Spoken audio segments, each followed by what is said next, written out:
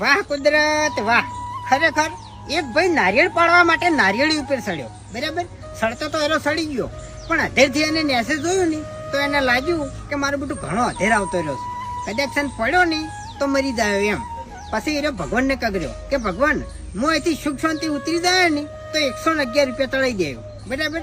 એમ કરીને હીરો થોડોક નેસો ઉતર્યો, અડધામ આવ્યો એટલે હીરો બોલ્યો કે ભગવાન, અડધામ તો હવે હું આવી ગયો છું, 111 રૂપિયા ના તળાવવાના હોય, 51 રૂપિયા તળાઈ દેવું. એમ કરીને થોડોક નેસો ઉતર્યો, બરાબર. અને પાછો ફેરથી બોલ્યો કે ભગવાન, હવે હું ઉતરી જવા આવ્યો છું, બરાબર. 51 રૂપિયા થોડા તળાવવાના હોય, 11 રૂપિયા તળાઈ દેવું. એમ કરીને ને તો ઉતરવા ગયો અને તરત પડ્યો.